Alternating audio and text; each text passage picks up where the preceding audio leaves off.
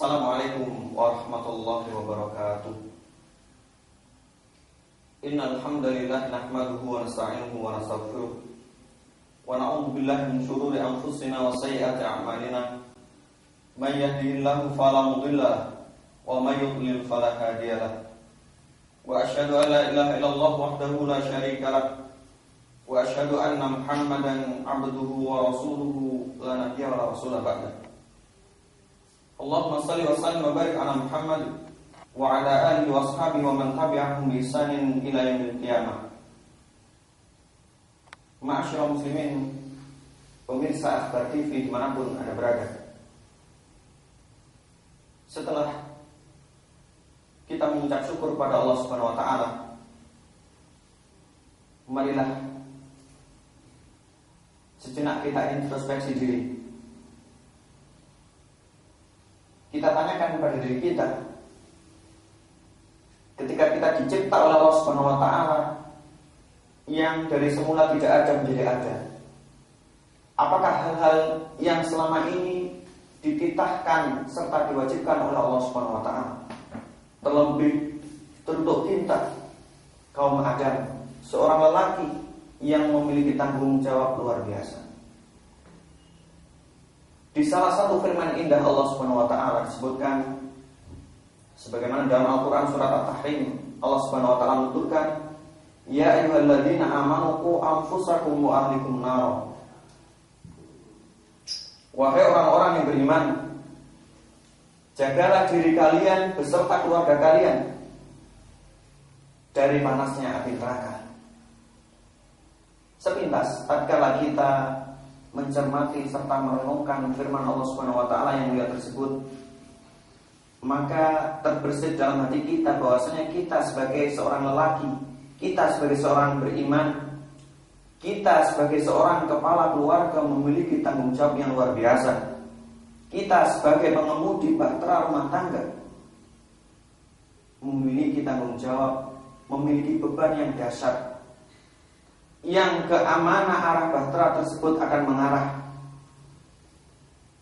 Kemana arah bahtera tersebut, menuju kepada kebaikankah atau sebaliknya, tergelincir, terjebur dalam arah keburukan. Itu kita memiliki peran besar di dalamnya. Oleh karenanya, di antara salah satu tanggung jawab kita teruntuk keluarga adalah bagaimana kita mendidik titipan Allah Subhanahu wa taala, titipan yang dalam rumah tangga merupakan hal dinanti, amanah yang ketika pernikahan dilangsungkan itu menjadi cita-cita serta idaman bersama, tiada lain adalah anugerah putra, seorang anak dalam kehidupan rumah tangga kita. Ma'asyiral muslimin yang dimuliakan oleh Allah Subhanahu wa taala, Islam begitu perhatian pada generasi serta generasi. Ketika generasi itu berada dalam sebuah kebaikan, maka jangan bangga terlebih dahulu. Akankah generasi selanjutnya sanggup meneruskan atau berbuat lebih banyak daripada generasi sebelumnya? Atau bahkan jangan-jangan sebagaimana yang telah difirmankan oleh Allah Subhanahu wa taala ketika Allah mengatakan dalam Al-Quran surat Maryam, fa khalafa min ba'dihim khalfun adha'us shalah wa taba'us syahawat fasawfa yalqawna ghayya. Akan datang suatu generasi yang menggantikan generasi sebelumnya. Mereka menyanyiakan sholat, mereka gemar memperturunkan syahwat, maka Allah Subhanahu wa taala menceburkan mereka, menyungkurkan ke dalam goya, yang kata para ulama al-tafsir, goya adalah lembah yang terletak di dalam jurang neraka. Naudzubillah tsumma naudzubillah. Oleh karenanya Islam memberikan resep yang luar biasa. Di antaranya sahabat yang mulia Ali bin Abi Thalib radhiyallahu taala anhu begitu perhatian terhadap generasi yang akan datang. Ketika membina seorang putra, seorang titipan buah hati yang telah dianugerahkan oleh Allah Subhanahu wa taala, Ali bin Abi Thalib mengatakan, "Adibuhum wa 'allimuhum. Ajarilah mereka dan ajarilah mereka, terlebih dalam urusan agama. Oleh karenanya, apa saja kiat yang harus kita perhatikan tatkala kita diberikan amanah oleh Allah Subhanahu wa taala untuk menjadi seorang kepala keluarga, untuk menjadi nahkota dalam bahtera rumah tangga. Yang pertama kali adalah kita harus senantiasa mempersiapkan pendamping hidup. Rasul sallallahu alaihi wasallam dalam riwayat Imam Bukhari dan Imam Muslim memberikan gambaran 4 hal yang dinikahi oleh seorang lelaki, yaitu seorang perempuan memiliki 4 hal. Yang pertama disebutkan oleh Rasul bahwasanya wanita itu dinikahi lantaran hartanya, kemudian lantaran nasabnya, serta lantaran rupa atau kecantikannya, dan yang terakhir Rasul mengatakan lantaran agamanya. Dan Rasul SAW memberikan wasiat fadfar bidatid din taribat yadak. Pilihlah di antara yang paling baik agamanya, maka kalian akan menjadi orang-orang yang beruntung, bukan menjadi orang-orang yang susah dan sengsara. Karena yang namanya rupa suatu saat akan hilang dan lenyap. Yang namanya harta suatu saat akan sirna. Demikian pula garis keturunan suatu saat akan menjadi hina. Oleh karenanya agama dan agama itulah acuan kita. Abdullah bin Umar radhiyallahu taala anhu meriwayatkan sebagaimana disebutkan oleh Imam Muslim dalam kitab sahihnya bahwasanya Rasul sallallahu alaihi wasallam mengatakan ad-dunya mata. Dunia ini hakikatnya adalah perhiasan. Wa khairu mata'id dunya al-mar'atus shalihah, dan sebaik-baik perhiasan dunia adalah wanita shalihah. Wanita shalihah. Oleh karenanya ma'asyiral muslimin yang dimuliakan oleh Allah Subhanahu wa taala, begitu pentingnya peran seorang ibu, begitu pentingnya peran seorang pendamping hidup. Sampai-sampai seorang penjaga Arab mengatakan al-ummu madrasatun idza a'dattaha a'datta taibal a'raqi. Seorang ibu itu ibarat adalah madrasah pertama bagi putra-putrinya. Apabila kalian bersungguh-sungguh dalam mempersiapkannya, kalian bersungguh-sungguh dalam memilihnya, maka sungguh kalian telah mempersiapkan calon-calon generasi penerus yang handal, yang tangguh, yang baik, yang diinginkan oleh segenap umat. Para pemirsa, ma'asyiral muslimin dimanapun Anda berada, rahimani wa rahimakumullah. Oleh karenanya, jangan main-main ketika kita memilih pendamping hidup. Jangan main-main ketika kita memilih calon ibu teruntuk putra putri kita, teruntuk generasi kita. Wanita yang baik bukanlah mereka-mereka yang gemar keluar malam-malam di jalanan. Wanita baik-baik bukanlah mereka-mereka yang cangkruan nongkrong di mana-mana bersama lawan jenisnya. Ingatlah bahwasanya wanita baik mereka senantiasa gemar duduk di rumahnya bersama kedua orang tuanya. Wanita baik adalah mereka-mereka yang gemar mempelajari ilmu, terlebih ilmu agama dalam suatu lembaga pendidikan, misalkan pondok pesantren dan lain sebagainya. Jangan kita berandai-andai, berangan-angan bahwasanya kita memilih yang lain daripada agama. Agama bisa menjadi hal yang kedua, bisa menjadi sampingan, kita perbaiki dan seterusnya. Bukan. Karena agama adalah nomor satu, yang karena seorang akan menjadi orang-orang yang beruntung serta bahagia di dunia wal akhirah. Kemudian yang kedua, dalam rangka mempersiapkan generasi teruntuk putra putri kita, masyarakat muslimin, adalah kita betul-betul harus ikhlas tatkala kita mendidik putra putri kita. Ikhlas karena Allah Subhanahu wa taala, bukan yang karena yang lainnya. Ikhlas dalam rangka memenuhi perintah Allah Subhanahu wa taala, bukan karena yang lainnya. Banyak sekali disinggung oleh Allah Subhanahu wa taala seputar perintah ikhlas, maupun Rasulullah SAW mengisyaratkan dalam banyak sabdanya seputar ikhlas, dan ikhlas karena begitu pentingnya ikhlas. Karena tatkala kita mendidik putra putri kita, tidak akan mungkin kita sanggup istiqomah di dalamnya jikalau kita tidak betul-betul ikhlas mengharap ganjaran serta ridha Allah Subhanahu wa taala. Ikhlas karena itu merupakan kewajiban serta tanggung jawab kita.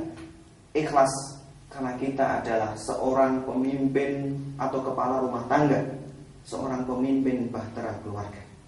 Oleh karenanya, hal kedua, ikhlas juga merupakan hal yang tidak bisa diganggu-gugat lagi, hal yang tidak bisa ditolak, hal yang harus senantiasa tertancap dalam hati kita.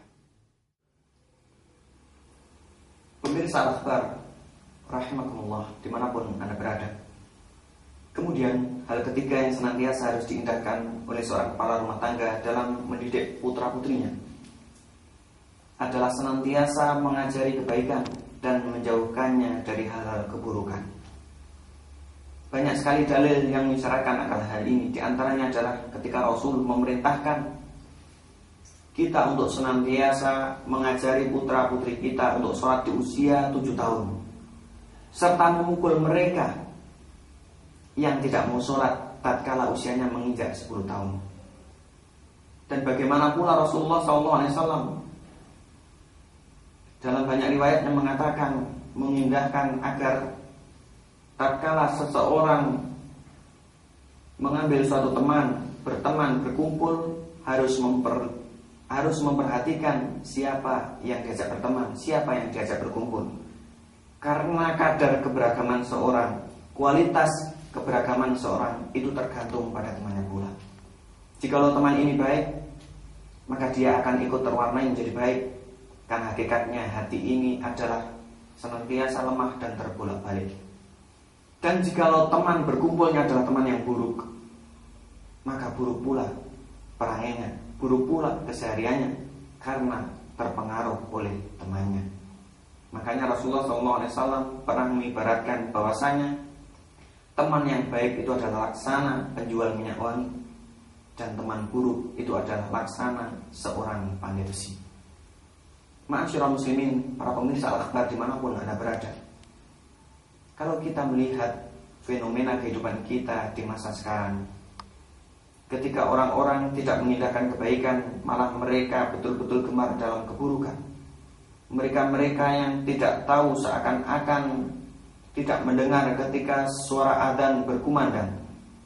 Mereka itu lantaran tidak ditunjukkan, tidak diajari kebaikan oleh orang tuanya. Demikian pula tatkala seseorang terjerembab dalam minuman keras, dalam narkotika, narkoba dan lain sebagainya, mereka itu lantaran tidak ditunjukkan keburukan oleh kedua orang tuanya, sehingga dituntut untuk senantiasa menghindarinya. Ma'asyiral muslimin yang dimuliakan oleh Allah Subhanahu wa taala, secara tabiat kita tidak ingin menjadi orang-orang yang capek lantaran putra-putri kita. Kita tidak ingin menjadi orang-orang yang celaka lantaran tingkah laku buah hati kita. Oleh karenanya, pendidikan untuk menunjukkan kebaikan serta menunjukkan keburukan dalam rangka menghindarinya adalah merupakan hal mendasar yang harus kita terapkan dalam kehidupan kita, agar kita tidak dibuat capek, agar kita tidak dibuat ribet, agar kita tidak dibuat sengsara ataupun menderita oleh putra-putri tercinta kita. Kemudian yang keempat adalah harus dimaknai serta dihayati dengan sedalam-dalamnya oleh seorang kepala rumah tangga, oleh seorang ayah, bahwasanya hidayah, petunjuk, yaitu taufik, hanya semata-mata di tangan Allah Subhanahu wa taala.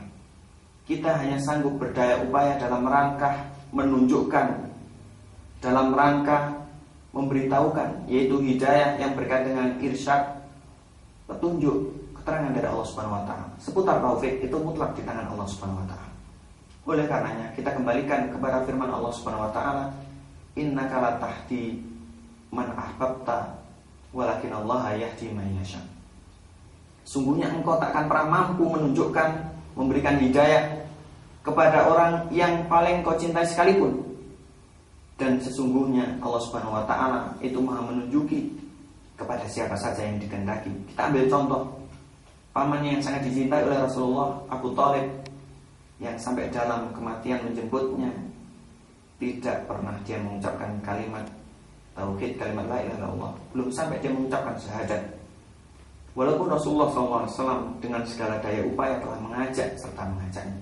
Oleh karena itu sekali lagi kita maknai bahwasanya hidayah taufik itu hanya semata-mata di jalan Allah Subhanahu wa taala atau di genggaman Allah Subhanahu wa taala. Ma'asyiral muslimin, para pemirsa al-akhbar dimanapun Anda berada rahimakumullah. Kemudian di penghujung pembicaraan kita, marilah kita perbanyak doa sebagaimana yang diajarkan oleh Allah Subhanahu wa taala tatkala memberikan sifat kepada orang-orang yang merupakan di antara orang-orang hamba Allah Subhanahu wa taala. Allah Subhanahu wa taala memberikan deskripsi di antara mereka adalah walladzina yaquluna rabbana hab lana min azwajina wa dzurriyyatina qurrata a'yun waj'alna lil muttaqina imama.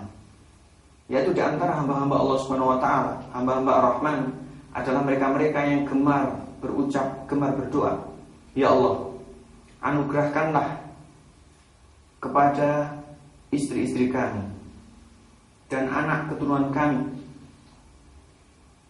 yaitu generasi keturunan yang menyejukkan pandangan, yang menjadikan tentram orang yang memandangnya, terlebih orang tua mereka. Dan jadikanlah mereka pemimpin-pemimpin bagi orang-orang yang bertakwa. Ini merupakan doa luar biasa, karena doa merupakan senjata seorang muslim. Senjata seorang muslim. Jangan hanya kita sebatas mengandalkan usaha serta ikhtiar kita, dan kita lupa akan pertolongan Allah Subhanahu wa taala. Selain kita mempersiapkan pendamping hidup kita, kita mempersiapkan seorang ibu untuk putra-putri kita. Kemudian kita ikhlas pada Allah Subhanahu wa taala. Kemudian kita ajarkan kebaikan serta kita beritahukan keburukan agar tidak terjatuh dalamnya. Serta kita yakini bahwasanya petunjuk itu hasil semata-mata di tangan Allah Subhanahu wa taala. Kita iringi kesemuanya itu dengan banyak berdoa sebagaimana yang diajarkan oleh Allah Subhanahu wa taala dalam Al-Qur'an surat Al-Furqan ayat yang ke-74 tadi. Rabbana hab lana min azwajina wa dzurriyyatina qurrata a'yun waj'alna lil muttaqina imama. Mudah-mudahan Allah Subhanahu wa taala menjadikan kita termasuk generasi terbaik, generasi baik yang menambal kekurangan daripada generasi sebelum kita kemarin. Dan mudah-mudahan kita mengupayakan serta maksimalkan generasi yang kita mulai dalam kehidupan rumah tangga kita teruntuk generasi mendatang adalah generasi yang baik pula, bukan generasi yang diancam neraka oleh Allah Subhanahu wa taala, yaitu generasi yang menyanyiakan sholat serta mengikuti keinginan nafsu syahwat. Aku qouli hadza wa astaghfirullah li wa lakum fastaghfiruhu innahu huwal ghafurur rahim. Wassalamualaikum warahmatullahi wabarakatuh.